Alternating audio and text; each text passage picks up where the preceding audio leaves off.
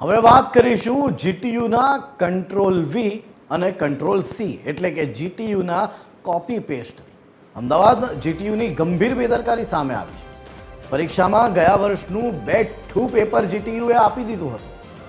Civil engineering semester 7નું paper બેઠે બેઠું છપાઈ ગયું. ગત વર્ષના પેપરમાંથી માત્ર તારીખ બદલીને આખું પેપર છાપી દેવાયું. આ સમગ્ર મામલે કમિટી બનાવીને હવે તપાસ ચાલુ હોવાનું રટણ રજિસ્ટ્રારે શરૂ કર્યું છે. વડી કચેરીને સમગ્ર મામલે જાણ કરવામાં આવી હોવાનું પણ તેમણે કહ્યું છે. ત્યારે વિદ્યાર્થીઓને પણ ખબર નહોતી કે પેપર કેવું હશે એવું રજિસ્ટ્રાર કહી રહ્યા છે. સાથે જ તેમણે એમ પણ કહ્યું છે કે આ સ્થિતિમાં પરીક્ષા રદ ન થઈ શકે. ત્યારે કેવી રીતે થયું આ આખું કૌભાંડ અથવા તો આ કોપી પેસ્ટ તેની તપાસ કરાવવામાં આવી રહી હોવાની વાત પણ તેમણે કરી છે.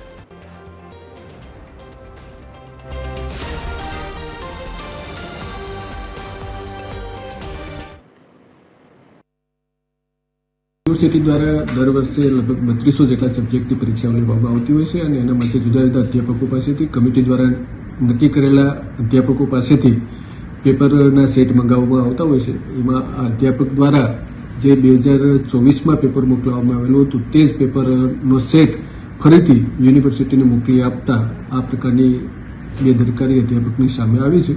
યુનિવર્સિટી દ્વારા કમિટીની રચના કરી અને જોવામાં આવશે સામાન્ય રીતે પેપર લીકેજની ઘટના અથવા તો એ પ્રકારની ઘટના હોય ત્યારે ફરીથી પરીક્ષા લેવાનો પ્રશ્ન ઉપસ્થિત થાય છે.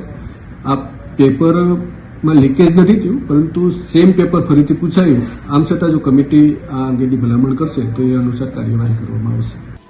એમાં સેમેસ્ટર 7નું સિવિલ એન્જિનિયરિંગનું પેપર ગત વર્ષનું સીધું તારીખ બદલીને વિદ્યાર્થીની પરીક્ષામાં આપી દેવામાં. આનાથી મોટી ગંભીર બેદરકારી હોઈ ન શકે. વિદ્યાર્થીઓ માટે લાખો રૂપિયા પરીક્ષા ફી પેટે ઉઘરાવનાર જીટીયુના સત્તાધીશોને નવું પેપર આપવાની પણ તસ્તી નથી લેતા. મોટી મોટી વાતો કરે, નવા કાર્યક્રમોની જાહેરાતો કરે. એ જીટીયુની પરીક્ષા પદ્ધતિ સામે અનેક વખત પ્રશ્નો ઉભા થયા છે. પારદર્શકતા સામે પણ પ્રશ્ન ઉભા થયા.